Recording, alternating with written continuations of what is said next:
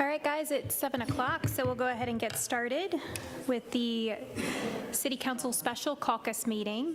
The first item on the agenda this evening is the 2026 tax rates. I'm going to turn it over to City Administrator Mark Collier. Thank you, Mayor. You all received a memo from Finance Director Kara Kramer.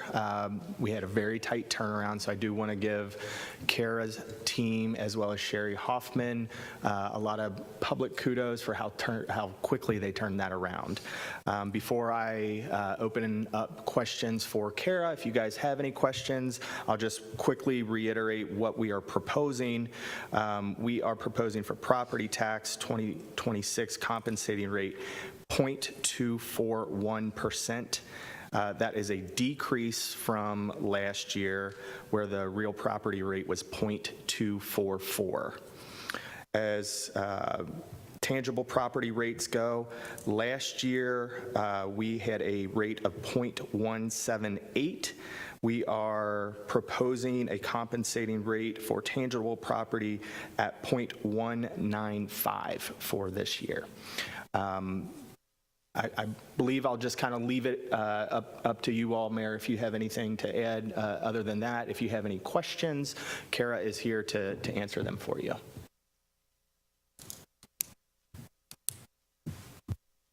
Sorry.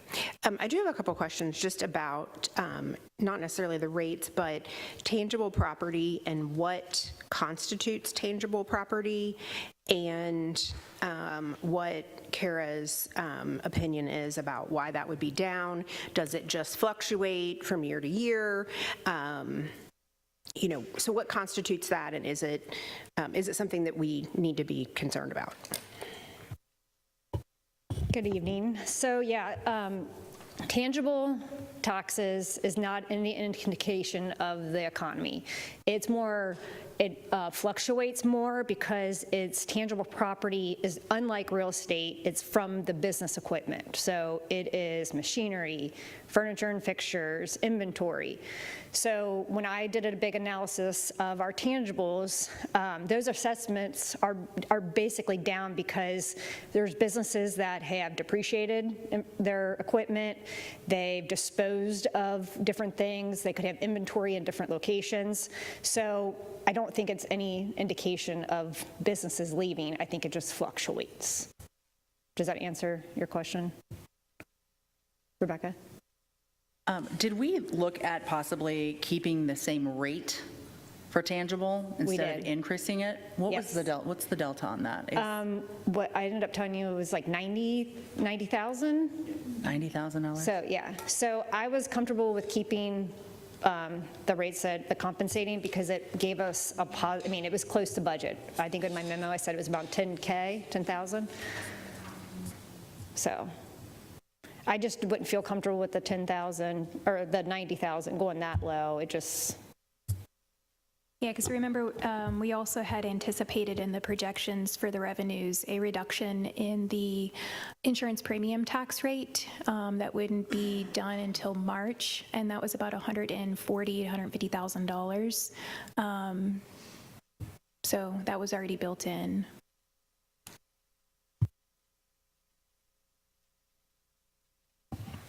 Let's keep in mind, too, that we've had a couple years of huge tax rate decreases on the tangible. I believe there was 1 year where we had 27% decrease, and then was followed up by like a 21% decrease the next year. So I mean, we've had some huge decreases. I don't find it as concerning that it's going up. Yeah, and I think it was 10%. Was it 2 years ago when the PVA had that error, and it was like a $1.4 million issue in our valuation that automatically, when we did the calculation, it brought that compensating rate down pretty darn low, which then made us have to take a pretty substantial tax rate decrease. Then when it got rectified, we couldn't go back in time and change that rate. I think it was about 2 years ago. So I feel like we're still dealing with the backlash of that issue. Yeah.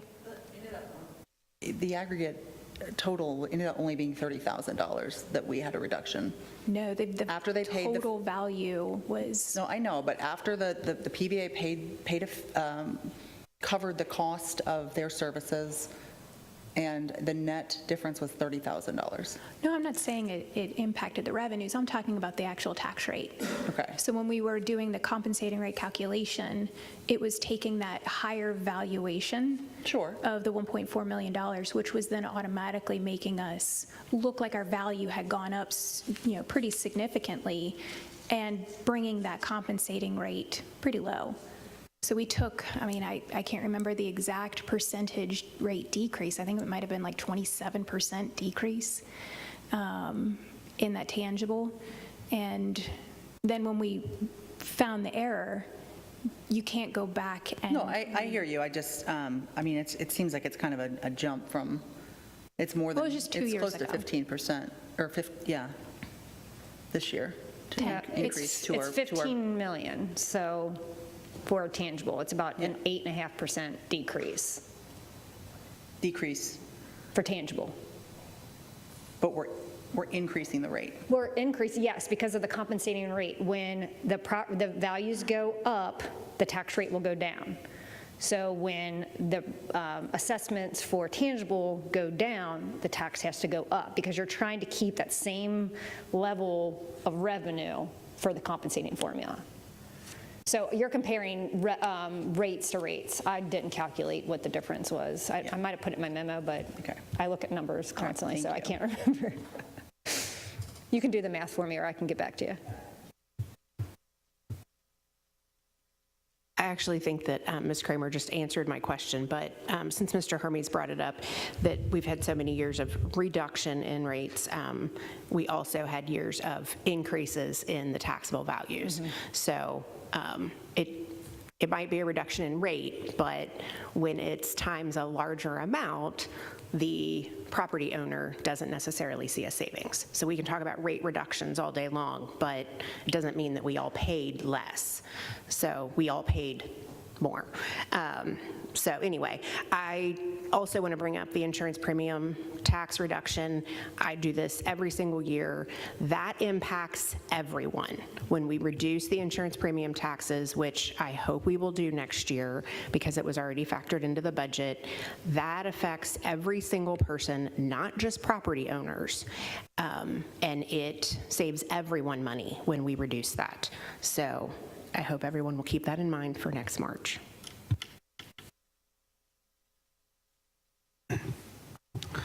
Yeah, thank you, Mrs. Jasper Lucas, for pointing that out about the tax rate and the value of the property.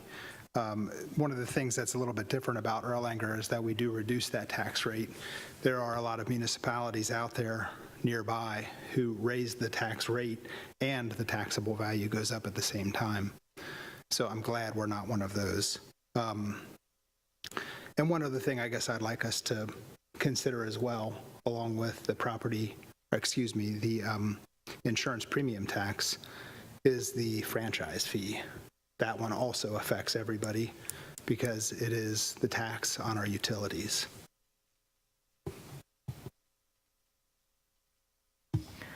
Okay, any other questions for Ms. Kramer? Just a quick reminder, we are going to have first reading on these tax rates next Tuesday, so quick turnaround, and then we will have our second reading as a special meeting on September the 8th.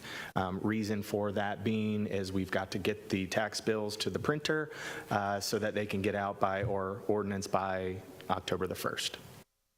That is all. All right, thank you. All right, next item on the agenda is the Eons Memorandum of Understanding, and I actually would like to remove this from the agenda. Upon further discussion with our partners and city staff, we need to evaluate a couple of other things with the Memorandum of Understanding, and so we're putting any kind of projects or anything like that on hold for right now until we have a better MOU to present to you guys to talk further about. Yes. I still have some questions about it, and perhaps these can be addressed as you're revising it. So I'm going to go ahead and ask those, and you can take those into consideration as you're revising them. So as written now, the Memorandum of Understanding, or I'll just call it the MOU, between the City of Erlanger and Eons Preserve, Inc. raises foundational concerns regarding municipal autonomy, governance ethics, personnel allocation, and long-term financial liabilities. While public-private partnerships can foster community development, the unique dual role of the current mayor, who simultaneously serves as the president of the board of Eons Preserve, Inc., creates a potential conflict of interest. Here are my specific concerns regarding the vision, governance, and municipal autonomy. In Article 1, Section 2, it explicitly states that the city shall use the donated funds solely and exclusively for the charitable purpose for which they have been given. Furthermore, Article 2, Section 2 obligates the city to accept and use funds strictly under conditions set by the donor. The leverage and directed policy, by allowing an outside nonprofit headed by the sitting mayor to dictate the exact parameters of donor funds, the city risks surrendering its independent policymaking role. It creates a mechanism where external donations are leveraged to force specific municipal outcomes, effectively bypassing standard legislative priorities. So my questions about that are, what is the finalized long-term vision for Eons Adventure Park? And how will the city guarantee that its own master planning processes take precedence over external donor mandates? Can the long-term vision and usage of Eons Adventure Park adapt over time based solely on future council decisions and municipal funding allocations independent of Eons Preserve, Inc. restrictions? And what specific safeguards exist to ensure that the city is not legally or politically coerced into accepting restricted funds that conflict with future municipal priorities? Next, regarding project coordination and public resource protection, there's kind of undefined coordination protocols. The section titled Project Coordination allows the two entities to, quote, periodically coordinate planning efforts, recreational improvements, grant opportunities, trail connectivity, and other initiatives. I have concerns about the risk of resource misallocation. Without strict operational boundaries, regular coordination between a private nonprofit and city staff poses a substantial risk. City employees, equipment, and administrative hours could be redirected to execute tasks that primarily benefit Eons Preserve, Inc., rather than direct public municipal operations. My questions related to that are, why is continuous institutionalized project coordination necessary within an MOU if both entities are legally distinct and independent? What concrete accounting, tracking, and oversight mechanisms will be implemented to ensure city staff, equipment, and resources are never utilized for Eons Preserve, Inc. tasks or fundraising activities? And will all joint coordination meetings produce mandatory public records and detailed logs of staff time expended? Regarding the ethics and conflict of interest and administrative pressure, the current structure is such that the mayor has established a private entity, solicits private funds under that umbrella, and subsequently presents those funds to the city with pre-attached conditions. This structure inherently places city council and municipal administration in an untenable position: accept the funds under the nonprofit's terms or risk turning down outside capital. This dynamic dilutes true legislative oversight and compromises institutional transparency. How does the administration address the ethical conflict of the mayor serving simultaneously as the executive head of the city and the president of the board of Eons Preserve, Inc. when negotiating or implementing this agreement? And has an independent, unrelated legal counsel evaluated the structural conflict of interest inherent in this dual role setup? Who holds final signature authority on behalf of both entities? And will the mayor recuse herself from all official actions, discussions, and executions related to Eons Preserve, Inc.? Finally, Since you already have these all written down, can I ask I that am you just share talking. it? Can you just I am share it with us? speaking. I am speaking. This is an item that was already taken off the agenda. It wasn't. That's not how a caucus meeting works. Well, and that's what And I'm speaking, and you're interrupting me. I understand. And no one's stopping me. But you're reading this all. If you already have it written, why don't you share it with all of us? I am. That's what Let her I'm doing finish. right now. I am asking the questions. Okay. And I will be glad to email them to everyone after I'm finished.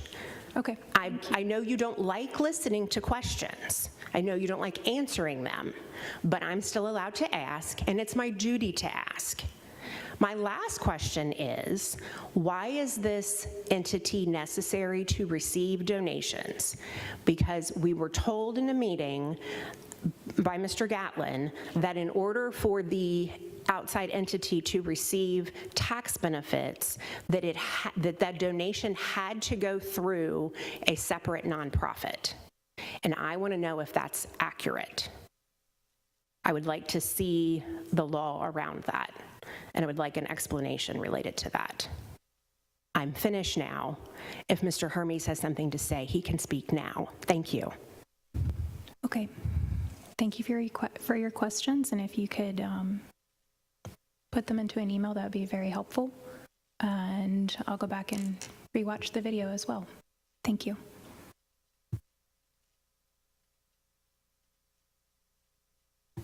All right. Next item on the agenda is flock cameras. Mark, I think you're going to... Yes, these questions were submitted by Ms. Jasper Lucas at our last council meeting. I answered a few of them. I do have Chief Lemming here to kind of fill in the rest. Just to kind of reiterate, I've got her questions here. I'm going to just go in order if that's okay with everybody. So her first question was, it is my understanding that the contract is what gave Erlanger police access to flock. Is this accurate? If this is accurate, what led to that decision? The answer to that is Meet NKY. The contract is what initially gave us access to flock. There were 4 total cameras installed in a high call volume around Holly Lane. And after a number of factors were considered, we ultimately ended that contract. It was our turn to pick it up this year. We decided not to do that. So that is that question. The second question was this contract that Meet NKY had with Flock in 2024 a 1 or a 2-year contract? And if it was a 1-year contract, was it renewed in 2025 but not 2026? This was a 2-year pilot contract that Meet NKY agreed to. This budget year was when we were to renew it with the city. There was a little confusion about 2 or 3 years. The memo that I provided council initially about why we would potentially go down this pathway, I was going to ask for 3 years. Meet NKY ultimately just funded 2. So no city dollars were expended for Flock. Chief Lemming, I believe you can kind of pick it up here if you want to reiterate the question and then answer however you want to do that. It looks like the next question is, when our police did have access to Flock, how many arrests did our officers make based on information gathered by these cameras? I don't have an exact number. Again, the use of Flock is just a piece of the case. A lot of other work is required. The officers investigating other leads, other technology-based systems can be used. I know there's been success. The success that has been there are part of open cases that aren't adjudicated yet, so I can't speak on the actual case, but Flock, I'm assuming, has a gauge to way to access, or they know what we're using as far as when we access their system.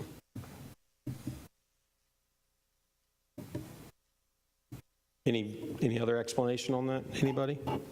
More questions? Okay. Your next question, Chief, was the police chief's recommendation regarding continuing to have access or not have access to flock? Did the police chief request that this contract be continued either by the city or Meet NKY? Chief, if you want to answer that question. Our staff met on this about continuing the subscription with Flock. We saw some of the public, I don't know the right word to use, but they're anti-sentiment against it. Does that make sense? So we were gauging that with the fact that there are some victims of crimes out there that the Flock system has actually helped. But after we looked at the pros and the cons, we decided that we weren't interested in renewing the contract and the cost as well, so we didn't seek to renew it. The next question I'll answer very quickly. Was the city attorney involved in deciding if the city still should have access to Flock now that Meet NKY has decided to not renew the contract? The answer to that is no. The next question, Chief Lemon, if you want to answer this. If I recall correctly, when this was originally discussed in 2024, this was a great thing for Erlanger Police to use, and it was going to be a great tool in the toolbox for them. And I personally heard from officers that they felt like it was very beneficial to them. So is it no longer beneficial to them? So again, it can be beneficial in certain circumstances. Again, it's just a piece of the case. Okay, the main part of a case getting solved is the actual work that our police officers put in, whether it's our detectives or our regular patrol officers. And that was one thing I wanted to touch on. I knew when we didn't renew the contract that the excellent work that our police officers do would make up for not having access to this particular tool. Okay, we were solving cases before Flock, and we'll continue to solve cases after. Plain and simple. Last question. In the past 2 years, were there any discussions about Fourth Amendment implications related to Flock cameras? So we communicate often with the county and Commonwealth attorney. They help guide us through case law. Also the Department of Criminal Justice training. There is no case law that says that we can't use Flock. Do I think there's some coming? I don't know. There are some case laws out there about information systems, this, that, or the other, but there is no specific case law that says that we can't access Flock and use it to solve a case right now.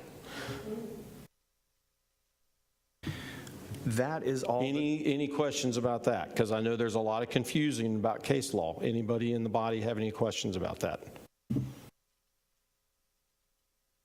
Those were all of the questions that were submitted. Just net for everybody. No city dollars expended. 4 total cameras placed over the last 2 years, funded by Meet NKY as an alternative to some legislation that we were considering back in April of 2024. I was 3 weeks into my tenure, so I'm not super familiar with that legislation, but this was the alternative to that. Michelle. What's the status of the cameras? Were they removed? So all of them were removed. There is one left on Commonwealth, right in front of the city building. That is inactive, has been inactive since, I believe, earlier this month. So we have no access to that. I did get with Assistant Chief Clark as well as Sergeant Otten today. Sergeant Otten was our point of contact at Flock, and just asked them, would you please follow up with them? Let's go ahead and get the hardware down. But all the rest of them on the Holly Lane, Donaldson area have been removed. If Flock does not come and get their hardware, which is what they did on the other cameras, I've asked Sergeant Otten and Assistant Chief Clark to go ahead and do our best to pack it up, stow it away, and store it until they can come get it. I kind of want to make a joke about having a deflocking party and taking down the last camera. Some emails have been floating around the internet that we have 5 Flock cameras, not 4. Is that Yeah, I'll take that. So there were 4 that were deployed in the original pilot. There was an additional one, that is the one on Commonwealth. That one has not been paid for. It was like a pilot thing that Flock gave us. The 4 down by Holly Lane and Donaldson were pretty narrowly focused. There was not, a ton of traffic down there. So this one was, to get us more data, that they did not charge us for that. So yes, we did have 5. We paid for none of them, but Meet NKY paid for the 4. For clarification, you already answered one of my questions about did the city of Erlanger ever pay for any of this? And the answer to that was no. But did Erlanger City Council ever vote on the use of flock cameras in Erlanger? We did not have an official vote on any of that. I believe we were considering an MOU because there were no money exchanged or we weren't expending any money.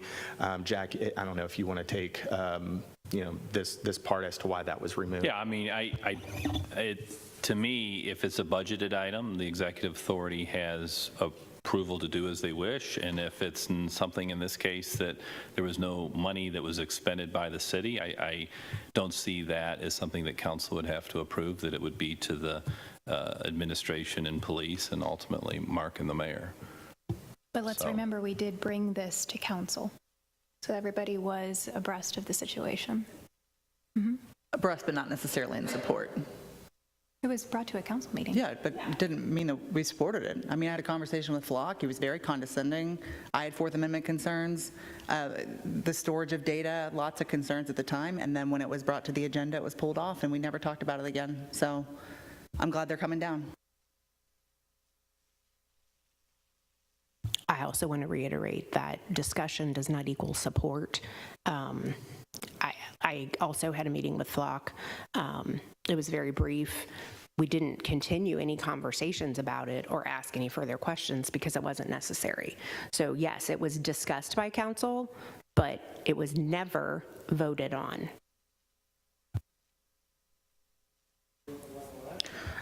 Who owns the data from the cameras? I mean, did they store any of the data of the citizens, or is it been destroyed?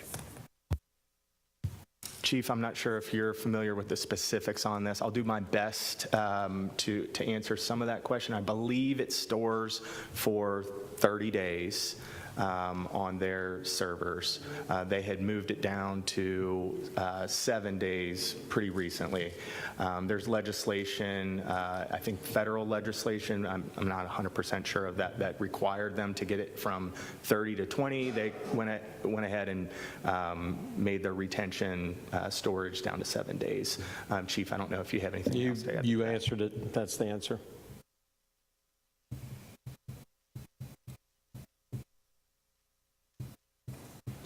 All right. Thank you, Chief. Nothing. All right. Okay. Do I entertain a motion that we adjourn? Ms. Jasper Lucas, Ms. Reckers. All in favor say aye. Opposed? Motion carried.